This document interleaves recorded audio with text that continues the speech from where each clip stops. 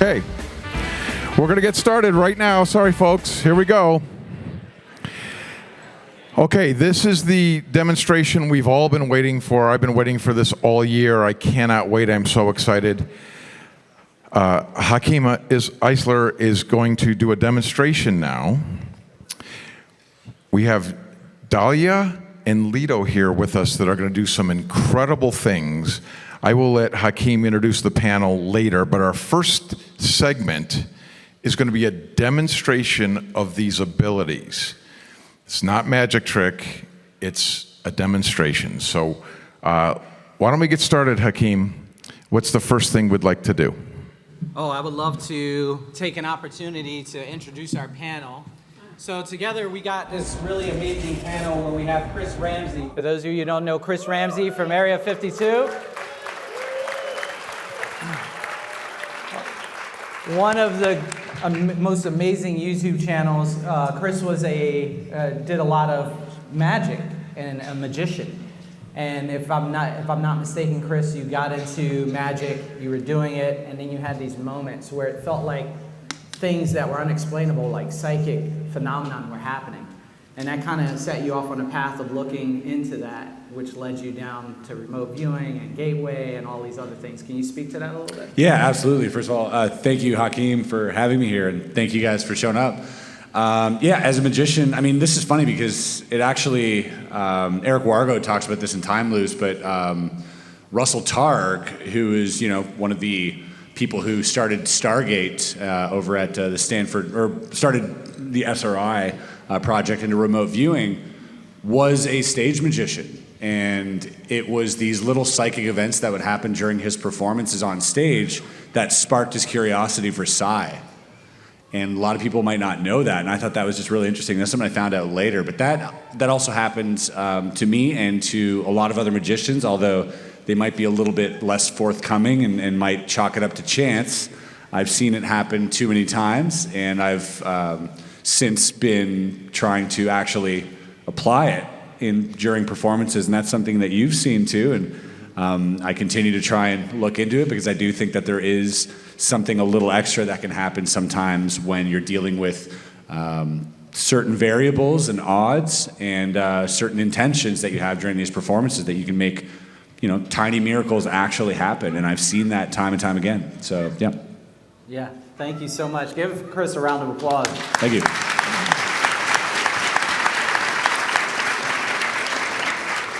And then sitting next to him is Michael Phillips, who is the creator and designer of Third Eye Drops, which is another YouTube channel. Has anybody ever seen that? Yeah. If you haven't, check it out. I just shouldn't clap for myself. Go ahead and tell us a little bit about yourself. So Chris and I actually it's first of all, it's amazing to be up here, but we also have an interesting relationship in that not only did Chris go to Gateway, Chris introduced me to Monroe Institute. I did a Gateway, had an experience I couldn't believe that I had. And ever since then, it's been sort of like a weird series of synchronicities to a point where now I'm on the stage. I got a chance to see a little preview of some of the things that are about to happen. And yeah, you're in for a treat for sure. Yeah, give him a round of applause.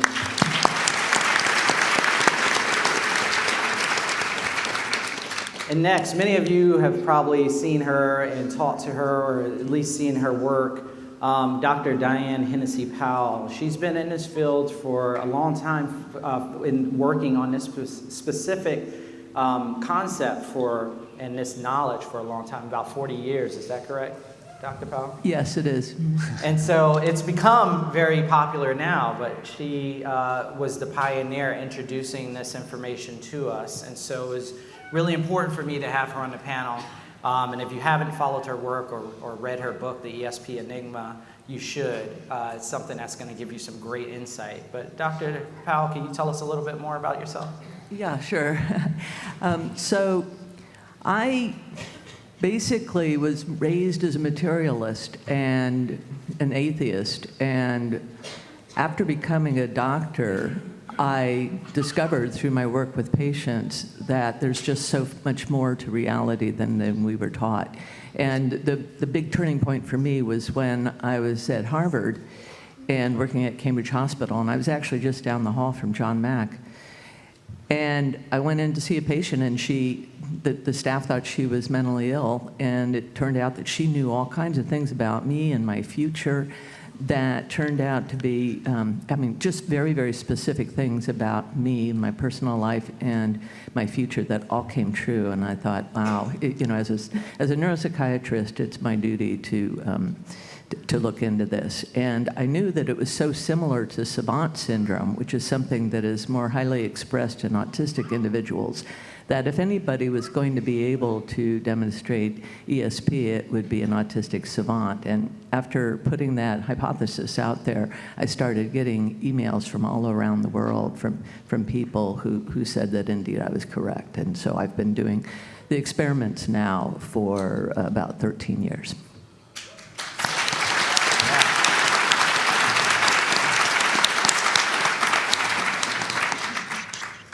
And then next, I would love to introduce my friends Dalia and Lidu, her daughter Lidu. And they actually have these abilities, and they're able to use them functionally in the world at will. And we did a demonstration for some friends earlier. And this is where I think we need to head.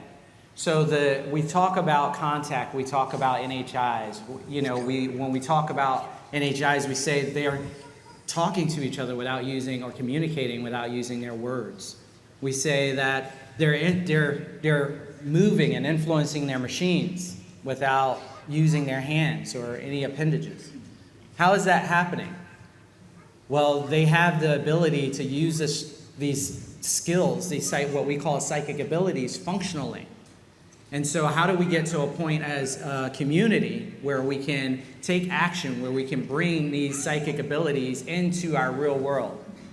And so that's the work that we're trying to do. And what's going to make this preview so great, this demo, is that you're going to get to see some things here that we hope can open your mind. We hope can awaken you and inspire you to start moving towards taking actions in your own lives to try to tap into these abilities and make them functional. And so with that, I would love to introduce Dalia. She told me a very powerful story. I don't know if she'll be able to tell it today, if she would want to tell it, about Lidu and my concerns and Ron's concerns about making sure that Lidu was comfortable in this environment, because there's a lot going on here, lights and people. And she said, yeah, Lidu had a message. And I would wonder if you could share that message about the angels that came. Lidu has many. Can you guys hear me? Hi, I'm Dalia. And this is my beautiful daughter, Lidu. She's 14 years old. And she started spelling to communicate when she was 11. And she didn't actually become open with me till she was 13, so only a year ago. But that is when she started telling me about all these incredible abilities and showing me how telepathic she was. When she was 2 years old, though, I saw a lot of signs that she was a savant in other ways, but the telepathy kind of blew me away. And she continues to blow me away every day. But her message is that they are here, and number one, we are all telepaths. We all have this ability. And these children, the ones who actually use the telepathy, they call themselves eavesdroppers. So, yeah, and they're just really good at sending and receiving the information. But these children are here to raise human consciousness and human evolution, and it's going to happen. And this is her life calling. She is extremely happy to be here. And the telepathy between humans is just the beginning. We can communicate with others too, and that's what Lidu is capable of doing. Won't be doing that today, but she definitely can, and she has. Well, anyway, we're going to go ahead and start with me demonstrating blindfold vision, which is definitely something we all can do, not just me. And we can do it as adults. We don't have to be children. And you can learn it really fast. It doesn't have to be taking 10 years of training. You can learn it pretty quickly. It's the only thing that's limiting us is the idea that this is an unthinkable thing. That's the only thing that's ever limited us. We've always been able to do it. And so I'm going to go ahead and show you the blindfold vision, and later on we will have a demonstration with Lidu.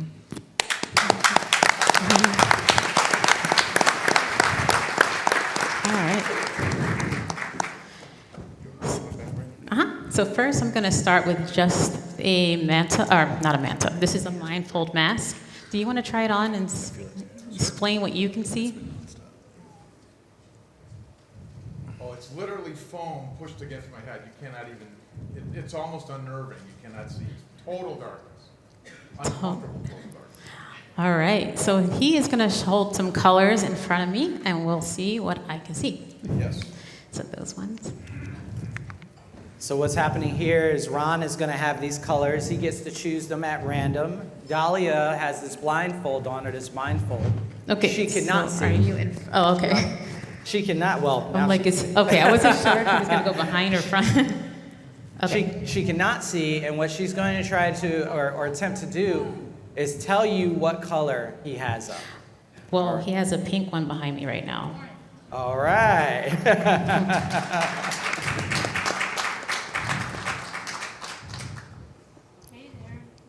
Do you have him? Okay, now he has that greenish looking one. Green, yellow, greenish. Yeah, neon yellow. Awesome.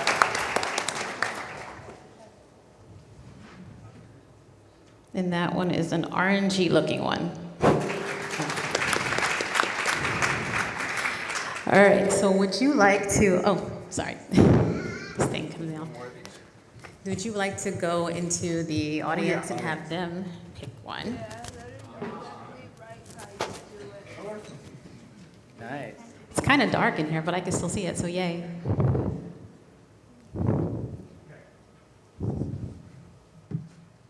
That one is blue.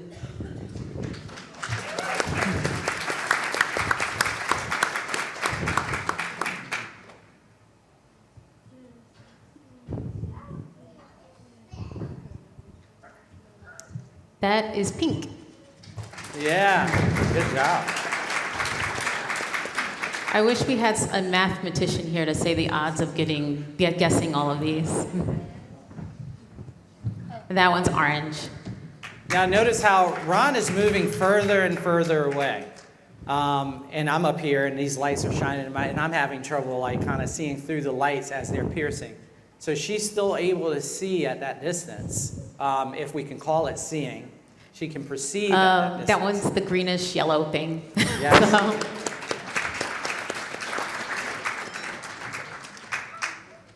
and then one more, and then I will demonstrate another thing after. And that one is blue, and there's like an orange behind the blue. Excellent. So next, you notice I have these patches up here. So just to crank it up, I'm gonna pull out some shape cards. I wanna put one patch on first, just to kind of warm myself up. But I would love for you to have people in the audience do the shapes in the first couple of rows, maybe because they're kind of small and I don't know. I haven't done this in front of a huge audience before. All right, mask on. Good. I'll tell you when. Well, you'll probably just see.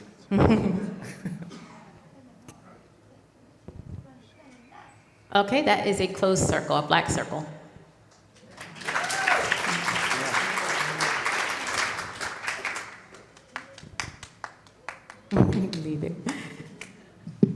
That one is an open square, so a square with a border. Here's what we're going to do now.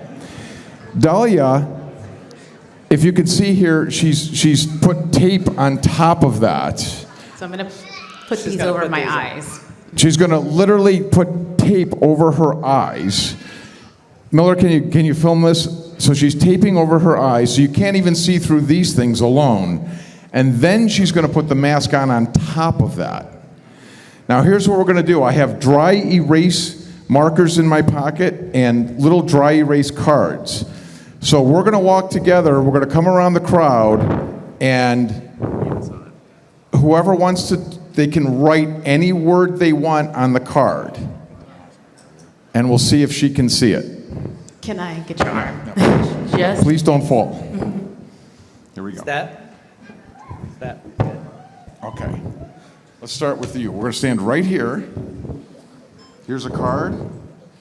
I also have colored markers. You don't know which color we're using, do you? No, Okay, here we go. Are you ready, Dalia? I am ready. Okay, young lady, pick one of any of those colors you want, and now write any word you want on that card in Sure. English, right? It could be in any language. I mean, I can tell you the letters. Okay. Okay, now let me show people here what she's done and which color, if anybody can see that. And I'm going to show a cameraman over here. Okay, now I'm going to show Dalia.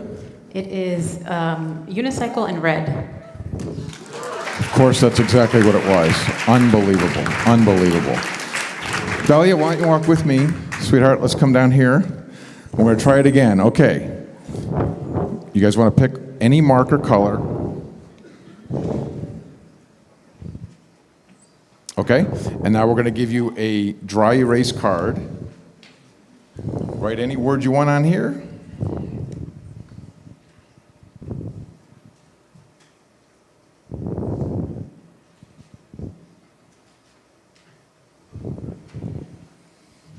Okay? Everybody can see that up close here? Can you see this and the color? Troy, are you aware of what we got here? Okay. Okay, Dalia, here's the card. Okay, it says happy and it's in blue. Not too bad. Not too bad.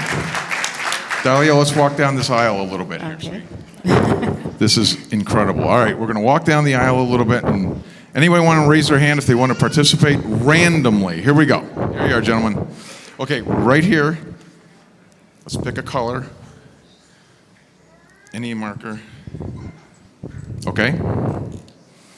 And now we want to write your word on that card, please.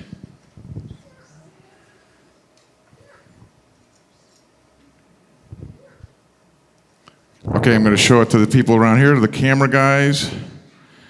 Everybody can see this word. Okay, it is baseball in red. It's literally hard for me to read because it's kind of dark over here and it's written small, and she got it right.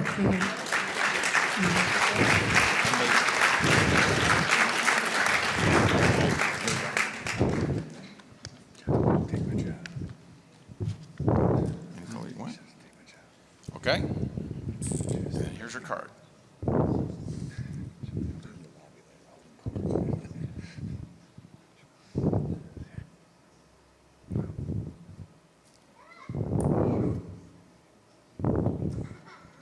Everybody see this card here? Dalia? It is Seraphim with the green. Unbelievable. Exactly right. Are you guys amazed by this as I am? Because I can't even believe it. Let's walk a little. Can we walk back up? Okay, 'Cause sure. I want to try Let's one walk more right thing. upstairs. We're going to go right back up the stairs. We get the So- idea here. So I've been doing. Oh, You have steps right in front of you, so I just don't want you to fall. We don't want a George Knapp situation again. Of course, to be honest, I think Lori may have pushed him, so that's... So I've been using patches and a blindfold, so that's 2 layers. So now I'm going to put on these patches on top of my disposable patches so that I'm having 3 layers. So we're building up. We have now taped the eyes shut. Then she puts this on top. I mean, it's over redundant because when I put the mask on, it is total darkness, just the mask. And one of the things you find is that everyone has a different evidentiary threshold. So for our minds to accept this, we have to go through all of these hoops. And hopefully one day we can get to a point where we don't have to jump through so many hoops to just believe it. Like, I don't have to jump through a hoop. You don't have to make you do things to believe you can see. If you say you can see something, then I say, okay, tell me what it says, you say it, and then that's it. But with things like this, you tend to find people want to put patches on. Okay, put this thing over that. Okay, do this. Can you do it over here? Well, if my hand's in the way, you know? And they keep pushing the boundaries. And so that's great because it's going to help us grow. But at the same token, I think some of this is faith and belief that this is really possible.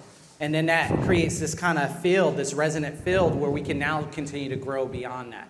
So I love that she's showing this to us because it's going to help us, you know, expand our consciousness, expand our awareness, which is what we're trying to do here. We got some questions we'll ask later, but unless it's super important for right now. Yes, what do you got?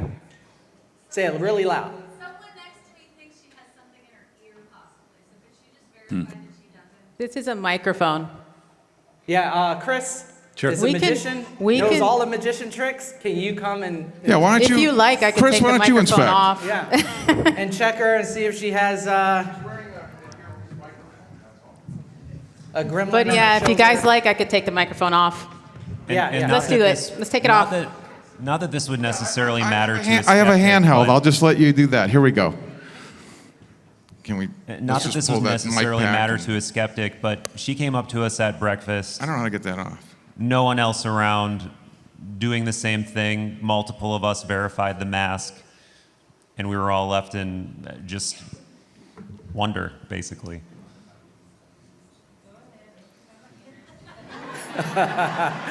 Let's just keep it to the ears, okay, Yeah, look Chris, in your please? If you ear. could just. This is not the TSA. This is not a full body cavity search. But all right. So now I have the 3 layers. Oh, I have 3 layers. So I'm going to walk down with him again, and Ron. We're going to walk together, and someone could just open up any page in their pamphlet, and I will read whatever you point to. Here we go. Okay, so anybody got their program guide?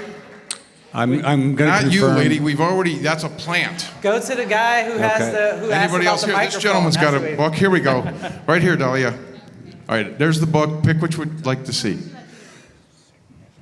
right here, it says Yvonne Smith Workshop. Yvonne Smith Workshop. Let's. Anybody's background, any of our speakers, and I could just read the whole background if you want. Okay, so you want to turn to the bio page, sir? We have 62 speakers, plus 10 podcasters, plus 5 filmmakers. We're going to pick one. Troy, why don't you come on this side? Let's get Troy to see what she's going to. Go ahead, sir. Select which one you'd like her to read. Not Captain Ron. That's boring. Anything else? There we go. That one, it is Tracy, how do you say that? Garba Dolan. And it's kind of dark, but I'll read it. I put in the light a little. A prominent UFO researcher specializing in remote viewing, PSI phenomenon, or psi phenomena, and a little dark, and close encounters with an academic background in psychology and international studies anthropology. How about a round of applause for that? Here, this guy's got a book that's not our manual. Why don't you come over here, sir? Troy, can you get this too? It never happened. She's reading the cover before he even gets out here. My finger's on the sentence. Well, I have to turn it around to read, because you're checking, yeah, I can do that too, but not right now. Knocking on the truth door, but I can read the smaller print too. In the beginning of the post-WW2 era, there was a sense that the United States was top dog among nations and positioned as the greatest power in the world. On sale and this book is on sale at this conference. So he managed to get the demonstration and a cheap plug in as well. So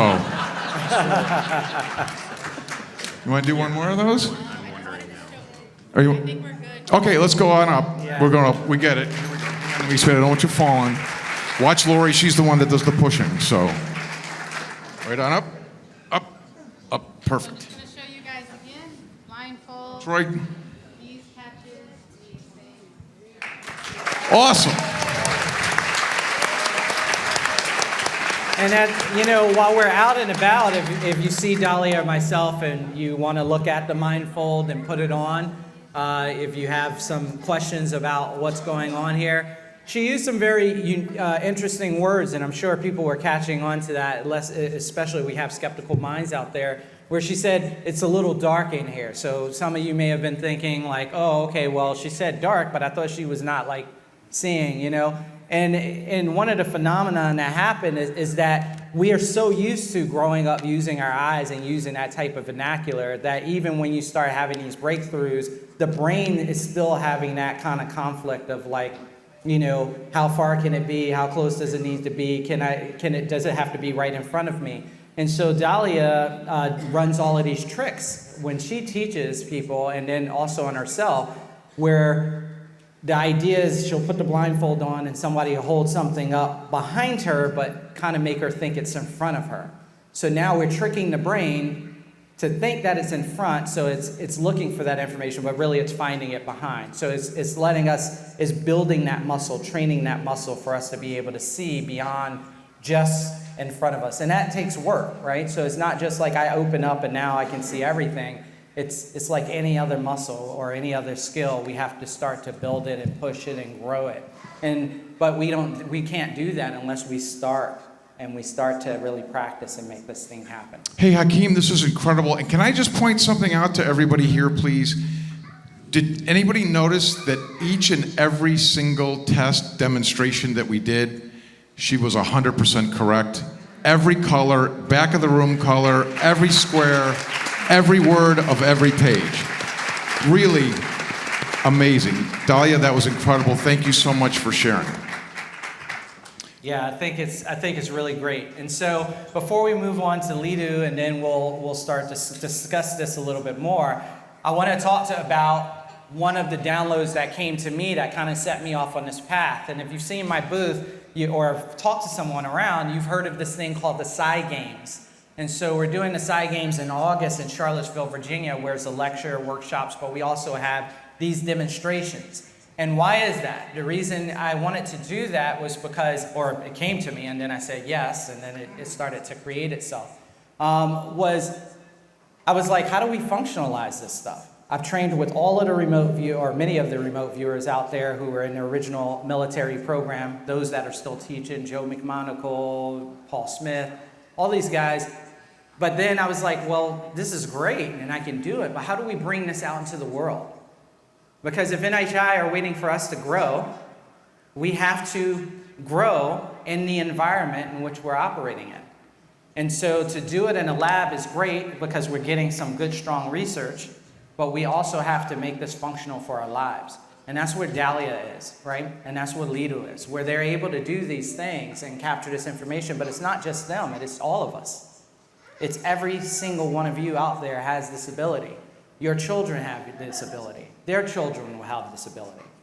But if we really want to take action and start to raise the human species to the next level, we need to start working together to bring out these abilities so that maybe our friends, our neighbors out there can say, now we can have a conversation, like a real conversation, because they know how to do this thing. They know how to communicate like us. Do we understand where I'm coming from for that? So I would love to invite you all to grow in that way. Obviously, come to the Psi Games, and where you'll be seeing us push the envelopes and things of that nature. With that said, maybe we can move on, Miss Dalia, and maybe Miss Lidu would like to show us something. So yes, so now we're going to show you a little bit of telepathy. Lidu is a non-speaker, so that means she uses a letterboard to communicate. So she will be telling us the things that she's picking up with the letterboard. She can say reflect, what do you call it? I can't even think of the words. Reactive things. But I'm going to have Dr. Diane explain a little bit about the non-speakers and how they communicate, and just a little bit of background telepathy, and then I will show you some of the things Lidu can do. Thank you. So the reason that the non-speakers use a letterboard is that they have problems with sensory motor coordination, and they don't really know where their body is in space oftentimes. They certainly oftentimes don't know where their hands are. Many of the autists have said this to me. And so what the letterboard does is it enables them to have a large enough target for them to point to.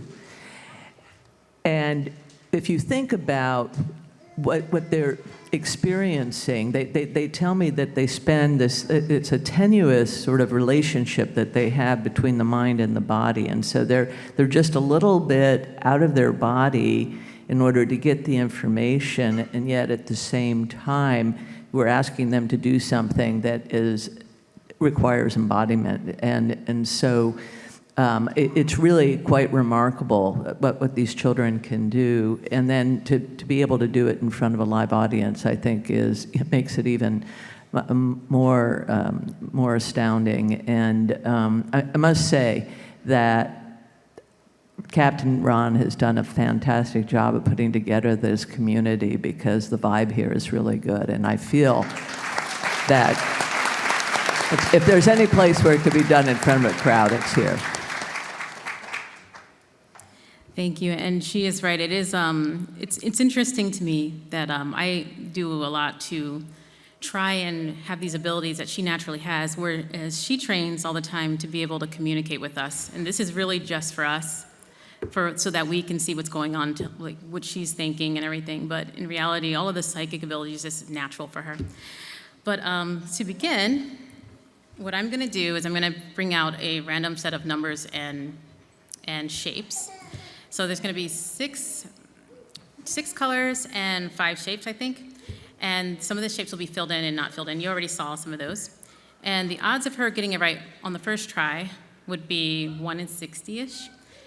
The odds of her getting it right on the second try would be 1 in 3,600. And the odds of her getting it right the third time, 1 in 216,000. So let's see how Lidu does. So let me grab those colors. Which one do you want? Go ahead. So I'm going to grab...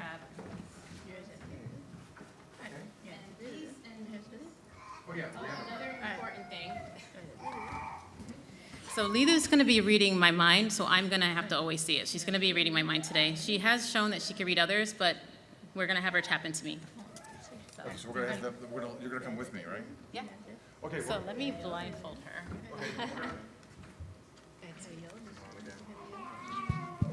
Okay. Lidu's gonna go ahead and wear the blindfold now. And now, Dalia and I are gonna come back out into the crowd. Let's go over this way. And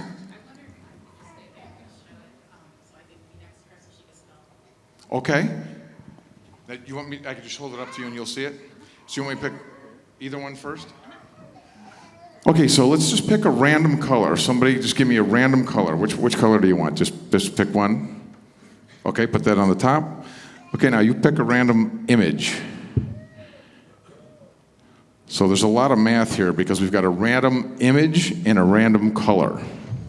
Now I'm going to hold this up to the crowd, and then I'm going to hold it up to the stage. So this is the image that she selected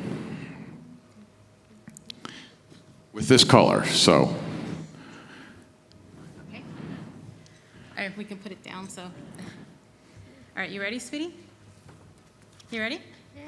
So he just held a color up. Can you spell the color? Hopefully you guys can see. Can you spell the color that he just held up? Go ahead.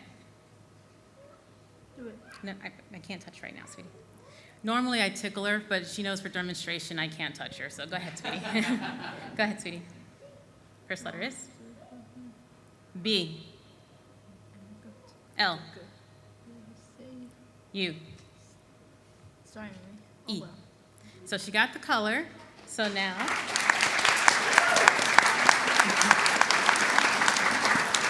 All right, and then he held the shape up, sweetie. Can you tell me what shape it was? I know what it is. It's a C. I. R. C. L. E. circle. Lidu. Fabulous.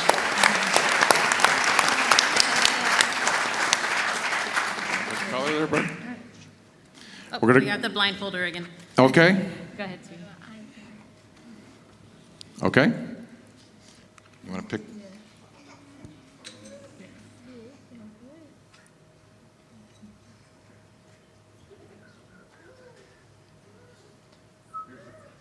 This mic, okay, there we go.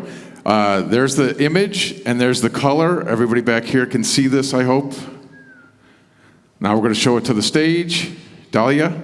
I don't know what color that is. Okay. You ready, sweetie? Yeah. Okay. All right, what was the color first? Go ahead and spell. Y. E. L. L. O. W. She got that. All right, sweetie, and what was the shape that he had? Oh, I know.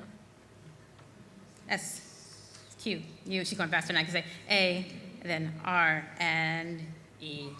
Lidu, you're amazing.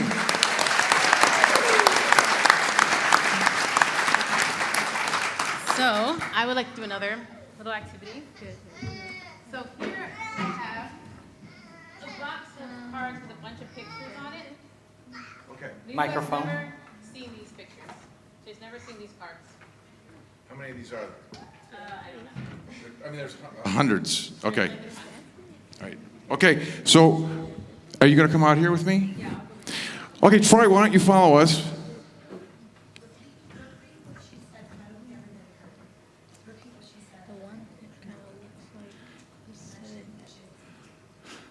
Oh, she hasn't seen these. She doesn't know what these are. These are a deck of cards that have different images and words on them. So we're going to randomly come back out here. Somebody can pick anything, any card out of this. Take the whole thing and just pick whatever one you want.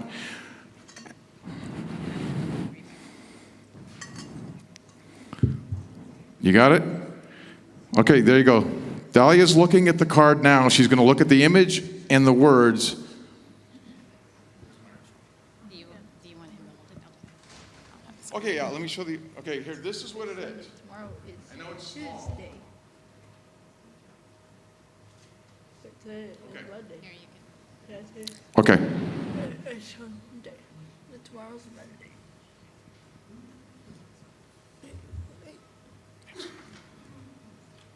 You ready, sweetie?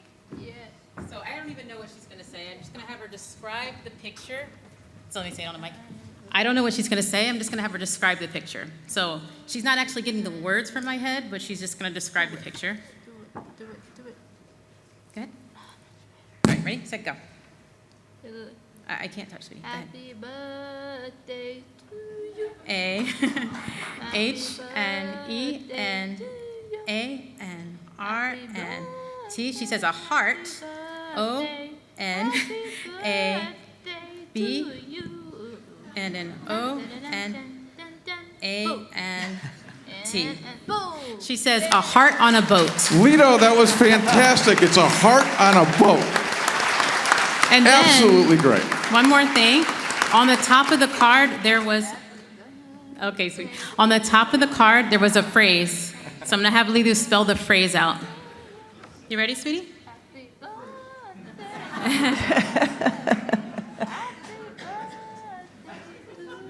Yeah. Is it anybody's Oh, you're birthday?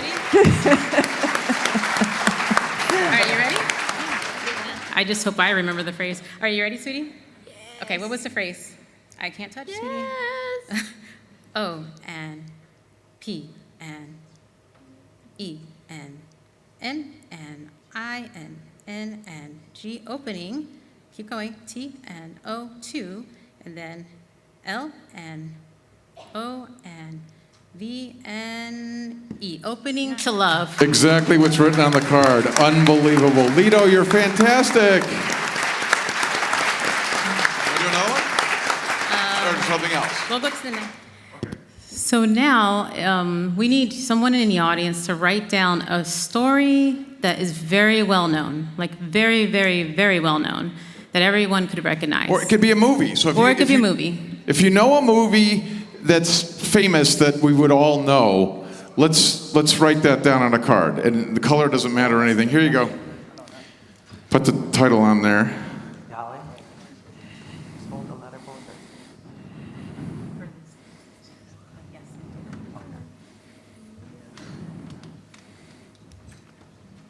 Oh, very well done. Okay, can you guys read this from here?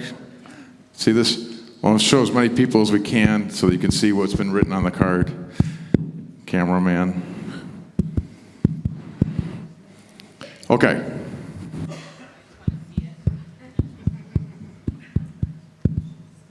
Now I'm just going to show it to Dalia. Okay. Okay.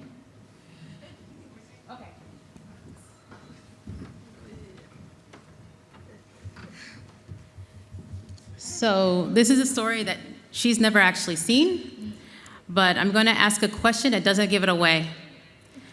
But hopefully she can give it away by answering. Okay, sweetie, What is a very famous quote from this story? You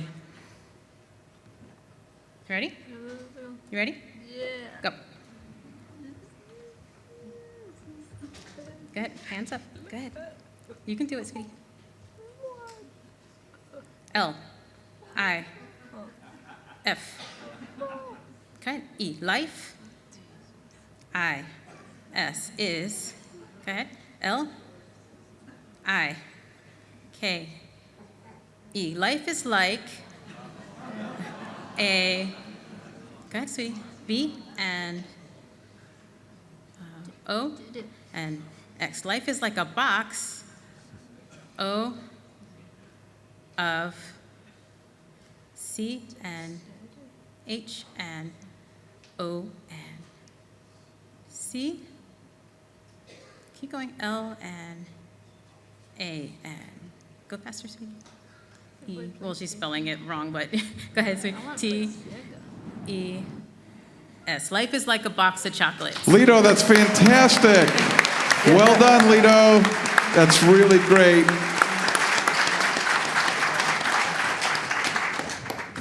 So this last thing we're gonna attempt, this one's much harder for Lidu because she's not a speaker. But the thing is, Lidu doesn't really need the letterboard. Like it is, at this point, it's psychological for her. So I'm gonna attempt to show you guys this by giving her a blank piece of paper and having her spell whatever we're gonna have her spell. But she's gonna have to say the letters herself because she's touching a blank piece of paper. So let me grab a blank piece of paper. Here we go. Are you gonna write this? Okay, let's do a 4 or 5 letter word. Let's let Gordon do it.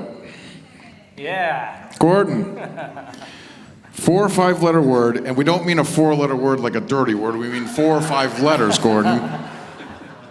Letters. Any word. Oh, I need to see the word.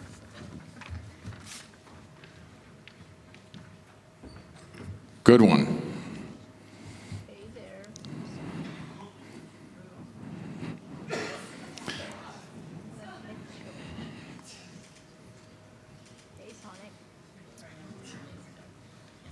Okay.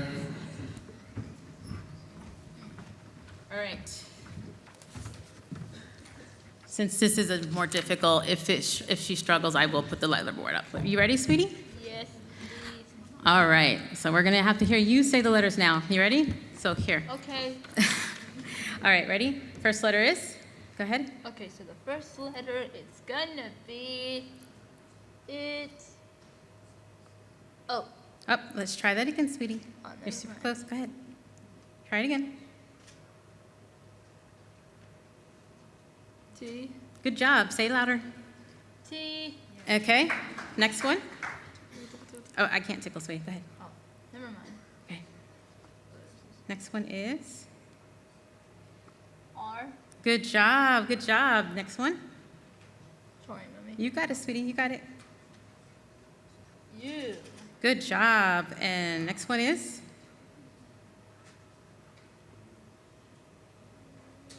T. Great. And then the last letter. Oh no, it's gonna be hard.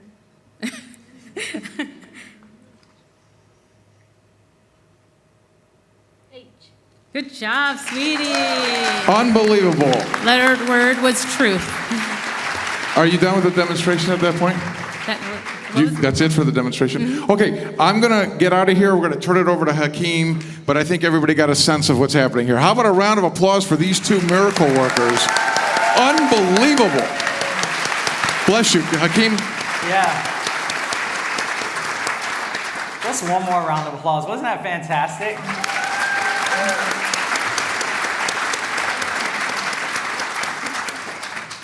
So I would love to talk with Dr. Powell really fast and turn it over to her as to what's happening in her research here. What did we just see? I know a lot of people were just like, what was happening? Yeah, wow. Well, first of all, let me just say that one of the things that makes Lidu a little different from some of the other autists that I work with is that she has a little more speech, and that's really a more recent acquisition. And she's been able to sing for a while, and singing actually uses the right hemisphere rather than the left hemisphere. And as I said in my talk, these autists are more right hemisphere dominant, and the right hemisphere is what we associate with intuition and it's the more dominant hemisphere when we are in dreaming sleep, which is a state that a lot of us can experience psychic messages during, precognitive or telepathic. And so what a lot of people are doing when they are having this ability to access information is that they're really, instead of their brain having these like two opposing modes, let's say there's the mode of, and really for oversimplicity's sake, the mode of the left hemisphere versus the mode of the right hemisphere. The left hemisphere being that linear thinking, logical, analytical side, whereas the right side is the more intuitive, creative side. And so what happens is that people who are able to have both modalities open at the same time, it's like having access to two different apps at the same time running simultaneously. People who are able to put themselves in that state have greater access to information that normally we don't have access to. That's really what lifting the veil is. And just before we fall asleep and just after we wake up, those periods they're called hypnagogic and hypnopompic periods, and those are and usually they're just so fleeting that we barely even recognize them. We're just ready to start our day, or we just want to conk out and go to sleep. But it's really the same state that we're in for just a small period of time then. And so what people who are meditating are doing is they're trying to prolong that period of time. They're trying to stretch it from just being a few seconds to being minutes to even longer. And so that's what I think is happening with these individuals, that they're able to be in that state at will. Thank you for that.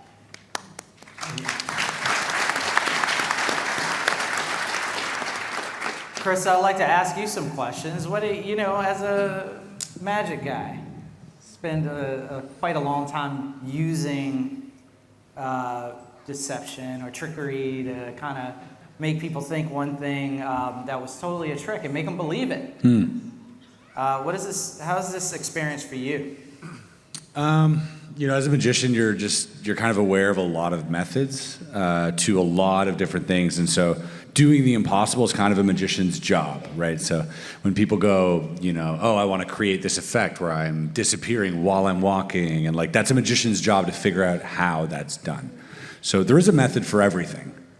I can tell you that with certainty. No matter what it is, there's a method behind something. Now the question here is that, are those methods at play or are they not? This definitely, for me, this is really impressive. Obviously, I think it's impressive to a lot of you out there as well, and it's a treat to see. I have to be honest. There's a significant difference between this and lab conditions as well, but looks very promising and very, very interesting. That is for sure. I will say that.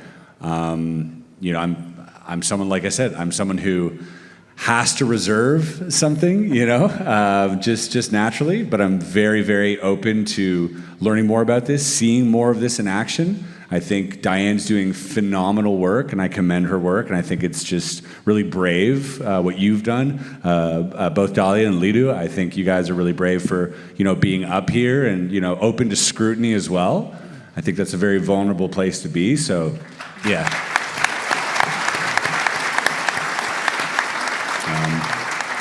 But yeah, definitely I'd like to see it closer and more frequently and just kind of be able to control the variables myself as a magician to get me over that last hurdle. But I'm very, very invested at this point. Yeah. Thank you. Thank you. Michael, what's your take on all this? You know, just like Chris said, I'm somebody who's been skeptical of things in the past. I'm still skeptical of a lot of things, but if there's one thing I've learned, it's before you discount anything, before you start constructing elaborate narratives on how things could be faked, which is fine, that's part of critical thinking. But another part of critical thinking is to put yourself in a position to know, to try the thing yourself before you discount anything. Because the first time Chris and I talked, you know, he was coming off of a pretty life-altering out-of-body experience. And I trust Chris, I respect Chris, but there's always part of me that's like, what? Like, okay. But then, you know, I mentioned Chris and I both went to Monroe Institute. I had a chance to see for myself and experience for myself, and then that opens you up to new possibilities. So, yeah, I think before you dismiss anything, put yourself in a position to potentially know and change your mind is what's on my mind.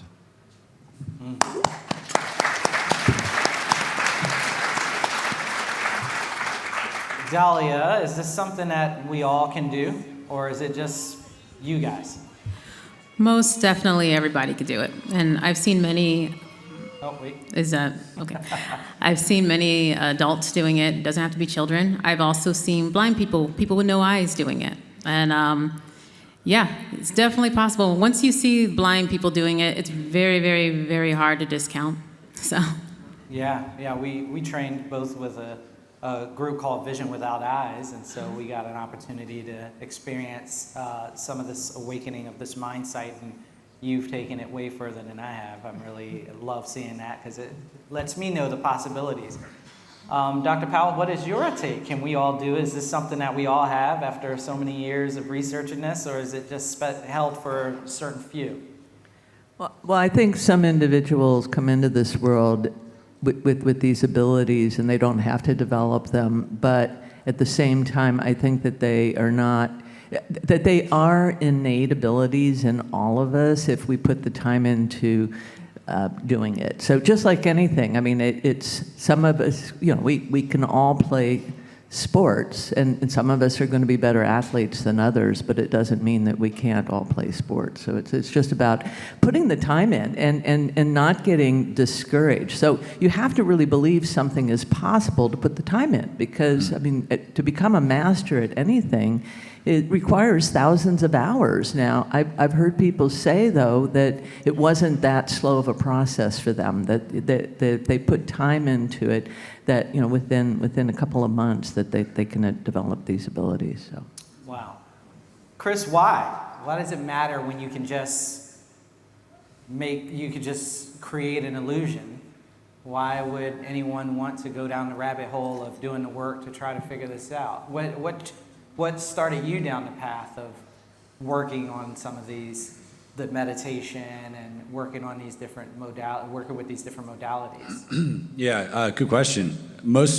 Again, like I've been a professional magician for nearly 20 years, and I've had, being a part of the magic community, which is largely skeptic, and part of that is because we're aware of so many different methods, including psychological, including, whether it's sleight of hand, misdirection, showmanship, suggestion, all these different, tools that we use to create an illusion.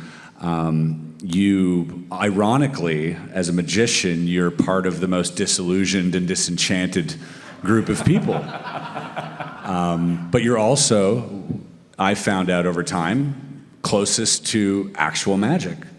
And, sometimes you have those things happen that defy explanation, and to continuously chalk them up to chance, I think, is a grave error. I think it's an opportunity to learn, at least, or to apply some intention in that direction to see if there is a there. And with, the work that Diane's done, and in the work that so many others have done in the parapsychological space, I think, it's just vitally important that the work is there. I've felt it, that's not an objective thing, but if subjectively, I've felt what these type of things feel like, and to me, they felt very real. Now, the question is, how do we go from, having this subjective feeling. How do we get that properly tested and to where, the classically minded individuals in the field are not constantly moving the goalpost when we're getting results with just p-values that are off the charts, and they're asking people to redo the test again and again. Like, we need to really determine what that line is, what that test is that is going to bring us all across that line, and to really start taking this seriously. And I think part of my job, being someone who comes from a skeptical background, to having some out-of-body experiences, as you've mentioned, to looking into remote viewing and seeing that there's something there as well. I think part of my job as well is to help bridge that gap in a way that just allows people to broaden their worldview a little bit, maybe just enough, and then with the help of people who can put it into words and using the right vocabulary to communicate to these type of people that this isn't magic, that this is explainable, and that this is a phenomenon that we should be looking into, and possibly this is the future. Wow, thank you for that. Yeah. Yeah, and for me, it's like I'm also just so interested in the seeking aspect of it, right? Like, I'm not a scientist, and the more we do things like this, and the more we uncover techniques like Mindsight, the more opportunities that gives individuals who feel like, I know there's more. I want to dive into these mysteries myself. I don't want to just hear these stories. I want to know where I can go, who I can trust, who offers these things. And I don't need to see p-values. I need to have the experience for myself. And if there are places, events like the Psy Games, where you could potentially compete or like see it right in front of your face, or interact with somebody if you're skeptical and be like, okay, now try it on me, and they try it on you, and that is an ontological shift, right? Like, that is a shift in what you consider to be real. And for me, as like somebody with a seeking disposition that has somehow landed me on this stage, that's everything. And I'm sure that's a lot of you in the audience too. Yeah, I definitely identify. Can I get a show of hands of people out there who at one point didn't have a belief in this, and then something happened to you, and then you were like, whoa, there's something more here? Can anybody? Because some of you may still be super skeptical, and this may be your first time coming to an event like this. So yeah, it was good to see that. One of the things that when Chris and I first met, we talked about this, and I'm not a very religious person, but I grew up in a religious household, and I remember we talking about like the story of Moses and how he threw down his staff and it was a snake, and then the Pharaoh's magicians or illusionists came in and they were like, oh, we can do that, and they threw down their staff and it became a snake. And that story, as I became an adult, really highlighted that they both exist. It's not one or the other. It's not just illusionists or magic. It's like we're in a world where both of those things are actually here.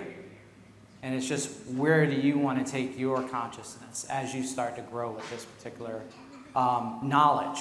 And that's one of the things that I invite you all to think about deeply as we continue to move forward. Dr. Powell, is there any importance in your knowledge and the way you view the world for us all to tap into this? Or is it just something like, oh, okay, it's good to know, I love to research it, tell people about it? Is there an importance to all of us really diving deep to really understand our full potential as these multidimensional beings? Oh, absolutely. And let me just add to what I said earlier, that the brain is incredibly malleable. And so, all the way up until our last days, our brain can still rewire itself. So that's why, the practice that you put in there can actually, shift things for you. And the reason why there's more than one reason why it's important. First of all, once you've had the firsthand experience yourself, then you really realize that this is real. And then once you realize that it's real, it really has tremendous implications. It says that we are far more interconnected than we really think that we are, that we really can't hurt others without hurting ourselves, that so I really hope that one of the outcomes would be that we become more peaceful when we realize how important it is to pay attention to consciousness and where our mind is. Where are we putting our attention? You know, what is it? What is the vibe that we're putting out there? Are we putting out a loving vibe? And I also want to mention love, because what I find is that there are a lot of people who, when they are in love, they have more psychic experiences. And I'm sure many of you have experienced that. I mean, the world just goes better. I mean, it's just like, there's no question about it. Everything goes more easily. And so getting in touch, connecting your heart and your mind, you know, getting them to be informing one another and strengthening our intuition with our analytical abilities is what we're going to need. We need it now. We needed it yesterday, but ushering into the future, when you look at the state that the world is in today, we really need it. We need an army of spiritual warriors, and the type of spiritual warriors I'm talking about are people who are bringing forth this type of message where we are marrying science and spirituality again, where they're informing one another, and we become a more loving, ethical, peaceful world. Yeah. We can all get behind that.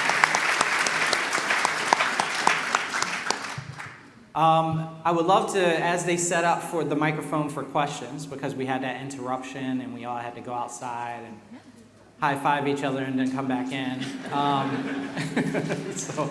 I would let, while they're doing that, Dalia, you and Lidu, if even Lidu wants to say something, is it important to us to explore these abilities, to tap into our own personal power, and then also unify? What do you feel about that? What's your feeling? Well, I agree with Dr. Diane that doing this would actually, I believe, unify us more. With a lot of people, they ask me, because Lidu really can tap into any of my memories, even ones that I am not consciously remembering, and she also remembers details that I don't even remember. And a lot of people say, can you turn it off? I don't know if I would want that. I don't want my child to be able to see everything. Could she really see everything? And her answer is, yes, I could see everything.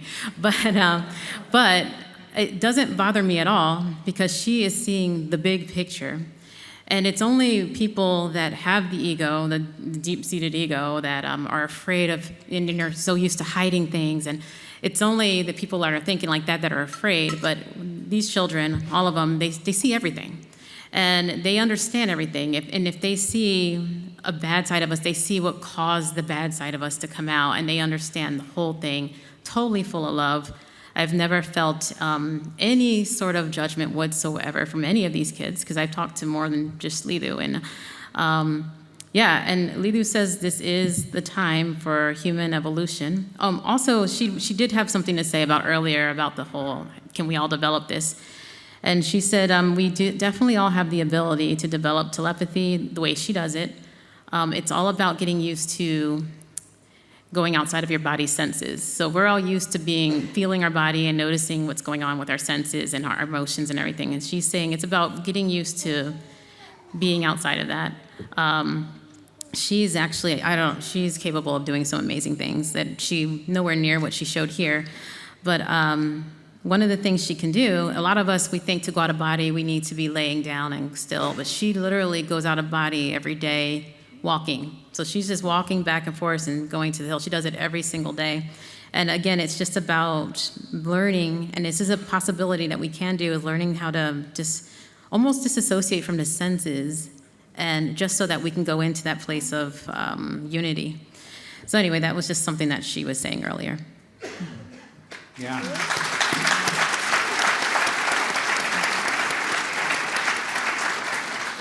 Well, I see we have the mic out there, and first person, if you want to ask a question, and we here on the panel, we can keep our answers short so that we can get through that line. Yes, my question is for Dr. Hennessy Powell. First, I'd like to say thank you for speaking the words you just spoke. I think they're very necessary, so thank you for saying this out loud.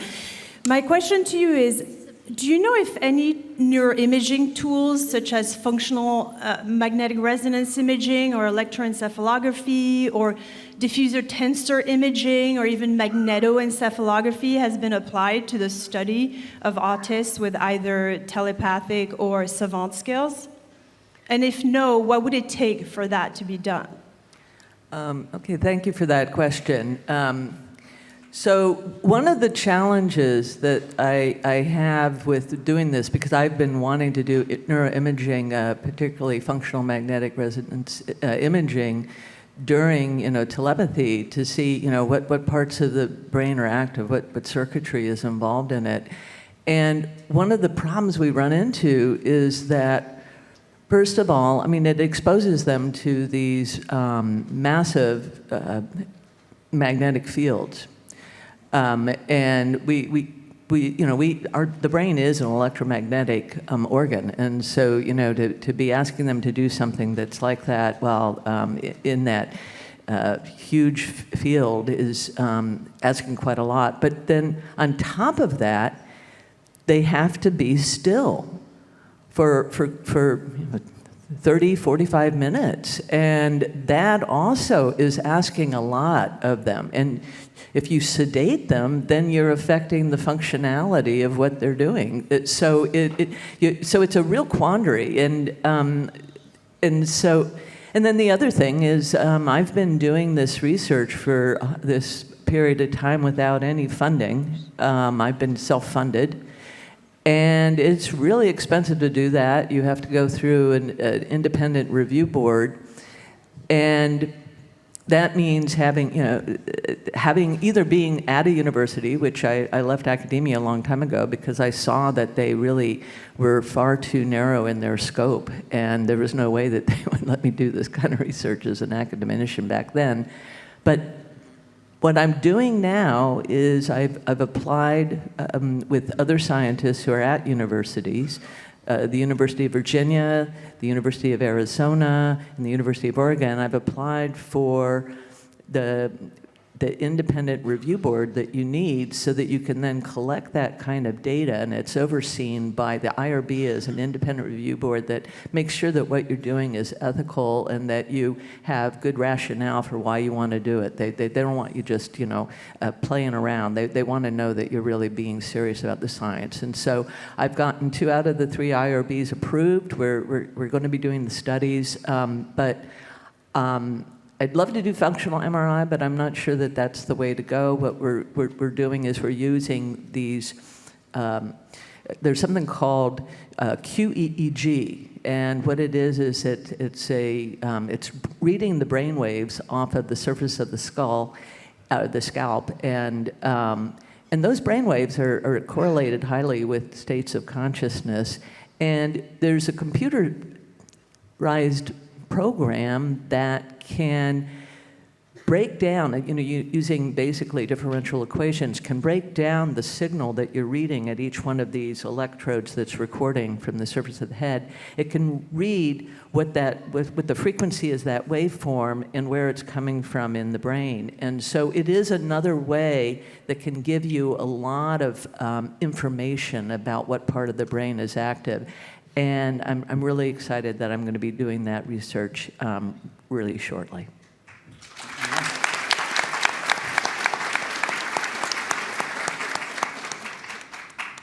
Next question. Lida's a lovely and amazing child, and that's even with autism making life very, very hard. And regarding the causes of autism, for science for decades has been like, we don't know what causes autism, but we know it's not vaccines. And I just want to urge people to stand by for some bombshell evidence proofs that vaccines and autism are highly linked that will be coming soon. So, thank you. Okay. Was that a question? All right, so let's move on to the next person. Hi there. My name is Fritz, and Hakim, you've been talking with my wife and I the last couple of days, so you know, just for some context, that we, believe these abilities are possible, and we felt them in our own lives at times. And then, the Chris Ramsey and me, watching the performance is, I saw her come up from the stage, and she had her blindfold on right after you remiked her, and a microphone was placed in her face, and she didn't see it, or it surprised her. So it's leading not to a skeptical question, but one more about sort of the boundaries of what she's seen. Like, how far out does it extend? Does it have to be focused? And why does it appear that she was surprised by the microphone? Oh, good question. So with the blindfold vision, we have certain things called, once you're starting to develop it, there's a lot of little mental mind things you have to get over. But we have things called windows when you start opening it. So you have these windows all over, and they see in different areas. Some can see behind you, some can see in front of you, some above, some below. And so, and when you are in front of a crowd or you're feeling kind of weird, the windows can shrink, and it makes it a little harder. So I was wondering how the windows were going to be when I got here.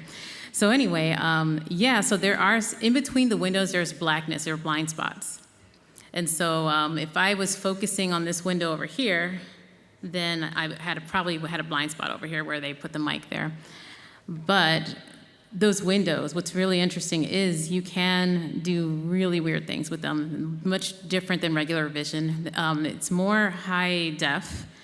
You can zoom in with some, you can zoom out with some, you can see in the dark. There's a lot of little different things you can do.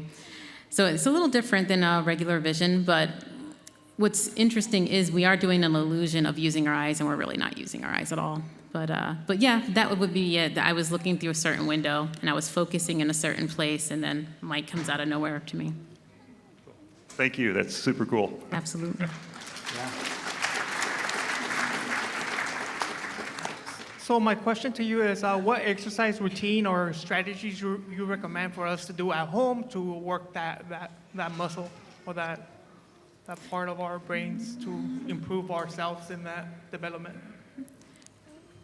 So if you're talking about the blindfold vision, or is it for this one? Oh, no, just for us. Like you're saying that there are strategies for individuals to learn to be able to see through Yeah, definitely. So with the blindfold, the main trick I do, and it's important, is to get to a point where you forget you have the blindfold on.